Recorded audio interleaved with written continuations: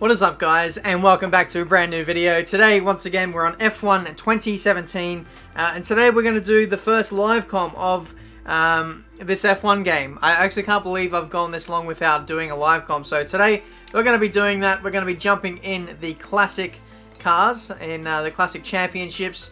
Before we dive in, I'm just going to show you guys all the classic championships that you can choose from. You've got the 2017 F1 Series, Classic Championship, Sprint Championship, Doubleheader Tour, Sprint Spec Racing Series, Classic Street Series, Classic All Weather, Asian Tour, Classic Hot Lap, International Street. Like, look at them. There's just so many. I think I'd be here for about 20 minutes just going through all the different events that you can go through. So there is a lot of content here to cover on the channel. I honestly don't think we're going to fit this all in one calendar year.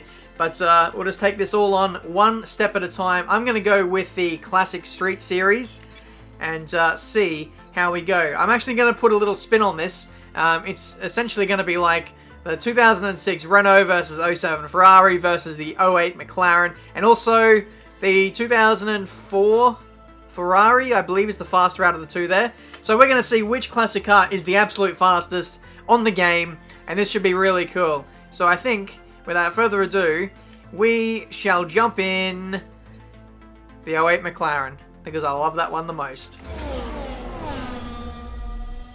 Classic Formula One cars and a championship around some very difficult street circuits. What could possibly go wrong? One qualifying session will set the grid for the initial rounds here before the bonus points super finale, which could turn the entire series on its head. Okay, so here we are for this classic championships event. I believe there are a few rounds, so I don't know whether we're going to fit too many of those in this episode. We might only get one race done. So we're going to have lots of mini-series on the channel, and if you do enjoy these, be sure to let me know by leaving a like and subscribing to the channel. Before we get underway today, I need to recalibrate my clutch pedal as my brake, because in last week's league race, Race of Champions for ASR, I lost my brake pedal, which wasn't fun, and that's why there wasn't a video on the channel about that. But before we get underway, let's quickly change that, because I kind of need to be able to brake. Alright, so here we go. First laps in this McLaren MP4-23, and already we are losing the back end like crazy. First laps on the game today, so this should be a very interesting kind of race indeed. One-shot qualifying, and as you can see, we are getting absolutely murdered by the race leaders. So I need to shut up, put the right foot down, and see where we end up. Oh, you are kidding me. 19th place. The grid is set then, so that just leaves the race itself. What is going on? Oh no, 2.3 seconds off, and I was about a second away from the lead McLaren MP4-23. So, okay, so here's a pretty graphic illustration of which classic car is the fastest. The 2004 Ferrari is OP as hell. I knew it was fast in a straight line. Swiftly followed by the 02 Ferrari, then the Red Bull from 2010. If you guys saw my video on that not too long ago, I told you guys that the Red Bull was slow as hell in a straight line, but yet it's inside the top 10. Then we have the car that I'm in, just outside the top 10, then the 07 Ferrari, and then the 06 Renault pulling up the rear. So that is the list of the fastest classic cars. What I'm interested in is whether the 04 Ferrari can beat a 2017 car. That is the record setter in a lot of the cars, so I feel like that'll be pretty close, but that'll be a video for another day. Let's go to the race, where I'm sure I'm going to be slow as hell. Okay, be wary of the cars ahead braking suddenly into one. We could ruin our race if we hit them. Good luck. Thanks, Jeff. Here we are on the grid of the Canadian Grand Prix. To be honest, I came away to this kind of mini-series in the classic cars to get away from the uncompetitiveness of the McLaren Honda, but it seems it's found me right here in fairly equal cars, which is, yeah, we'll just gloss over that. maybe the difficulty for me is a little bit too high considering I am live comming. But here we go. Actually, no, we're 19th. We're ahead of one car. We're ahead of Barnes. Get mugged. 5 red lights. And we are underway.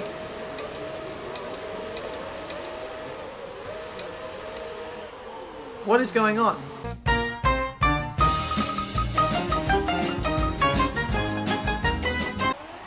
Are you serious?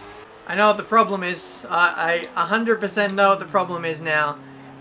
The clutch pedal, I reassigned to my brake pedal because I needed the clutch pedal to be free for the brake pedal, and for some reason I have to press the old brake pedal in order to get going. So that is a little bit odd, considering that normally you just have to upshift and hold it there in order to release the clutch, which is yeah, pretty annoying.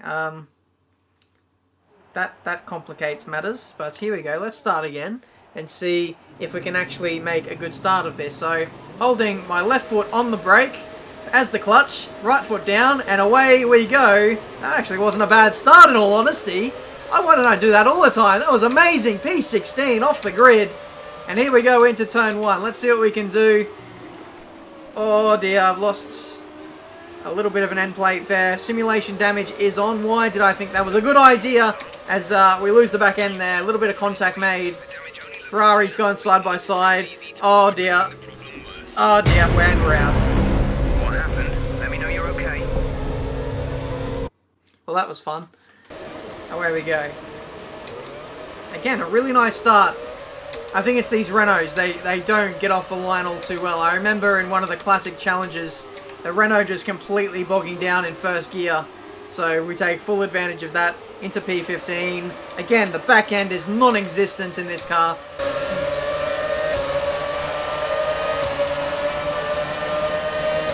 We're going to go for a dive. Yes, yes. Thank you very much. Up the inside into the hairpin.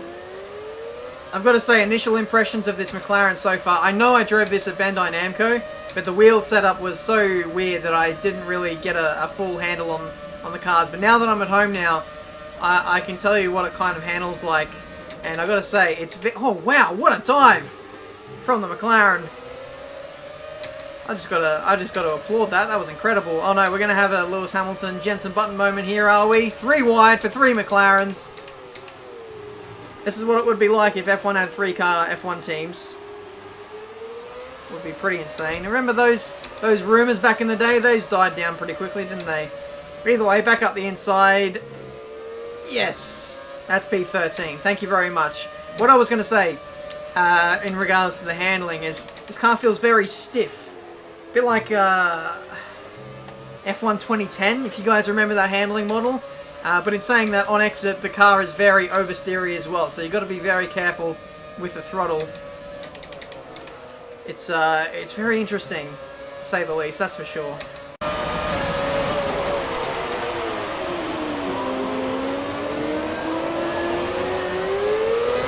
Rear end just likes to brake traction. I don't know if I'm just like spoiled here by driving the 2017 cars too much and just planting the throttle too much, just getting used to the amount of, you know, mechanical grip that those cars have, and I'm just, you know, taking liberties here. But into the final chicane, absolutely fly it through there.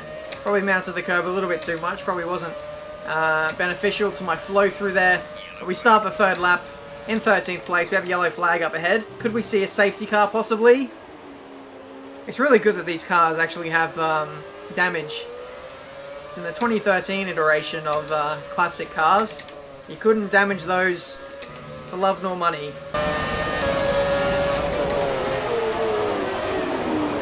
How awesome do these cars sound, by the way? It's amazing to drive a V8 F1 car again.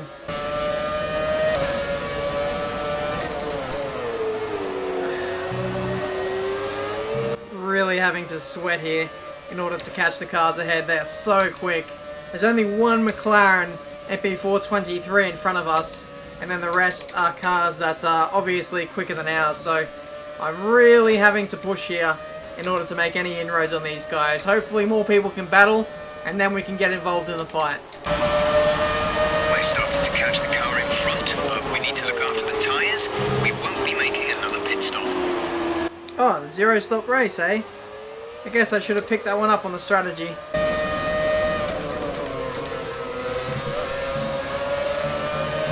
Oh, that was nice. This is really going to set us up well on this next lap. Hopefully, we can get this Neves guy. Jeez, I almost contemplated the dive bomb there. Let's chuck it up into rich revs and see if we can get this guy on this straight. Like I said, Slipstream is not very potent on this game. And to go with that as well, no DRS in this era of Formula 1. So we're going to have to work extra hard to make this work for us here today. Neves gets a bad exit out of the final chicane, and now this is going to be on here. The young and old heading into turn 1. Does he go defensive? No, he doesn't, so we're going to dive to the inside. Engineer's telling me about going defensive. About conserving fuel. I cannot give two craps about that right now because I've got a Mclaren basically in my side pocket right now. And we get him. P12. Job done. Still not going to score points though. Probably not. The other cars are way too quick. Nice OP Ferraris. Nice back end though. No, go away. Yeah. Cheers. I'm actually a little bit disappointed there's no pit stops in this race. I was kind of hoping to take advantage of that. Get an undercut going, or hopefully other cars were going to lose some time in the pit lane. That's quite obviously not going to be the case today, unfortunately. So we're going to have to do this all ourselves while we continue to battle away with Neves here. Schiffer in the Ferrari is getting away, so...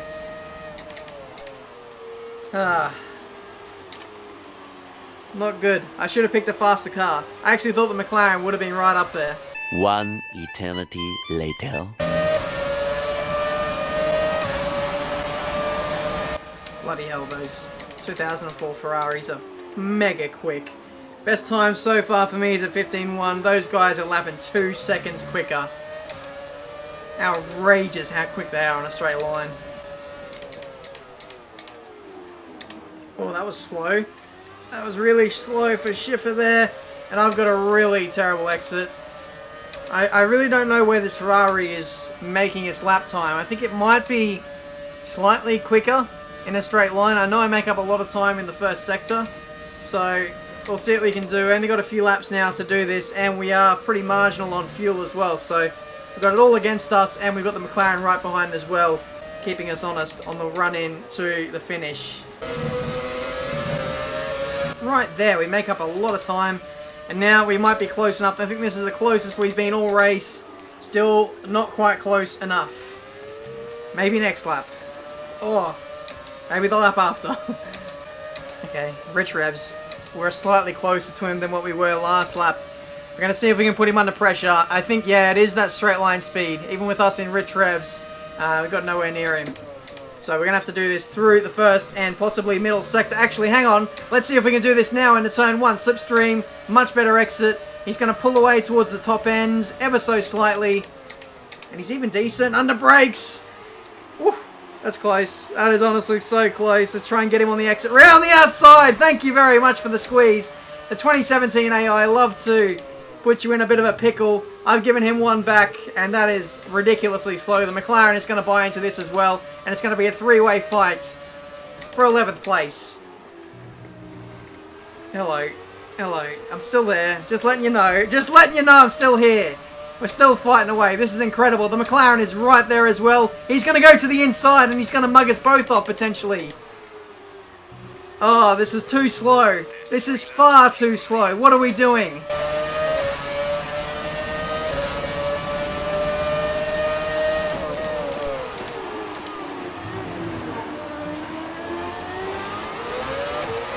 Got him. Oh, the McLaren's got him as well. That was incredible. Wow, that Ferrari driver is not going to be happy with us. But now we've got in front, we've got Neves to take care of now. We've got to break a little bit of a gap. I know we can. We're quicker than him. We're in the same car. Just pull away in rich revs. I think we can relax a little bit now. We'll chuck it down into lean revs, recover some fuel, and bring it home. Oh, there's the yellow flag up ahead. Two cars have come together. Hopefully it's one of the OP Ferraris and they've lost some front wing. That would be really marvellous for our race. A top 10 finish would be the perfect way to cap off this video. Fastest lap, 12.6. Have the Ferraris started the last lap already? If they have, that's outrageous. Those 06 Renaults, I think, might be getting lapped.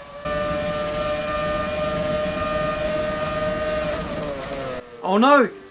What? He's actually dive bombed me from there. That was outrageous. One of the cars ahead, I hope, is in the pits. Yes, that's P10. We've got a McLaren going up our inside. Last lap has started for the Canadian Grand Prix. And we are now green on the fuel as well. So it's going to be a straight up fight here to keep these two very hungry cars right behind me for the next 4.5 kilometers. I can't even remember how long the circuit was. That was just a wild guess. But we're going to try and hold on if we can. Yellow flags through the first sector. Yep, and the Ferrari has just finished the race. So I wouldn't be surprised at all to see if we have some cars lapped, especially those 06 Renaults.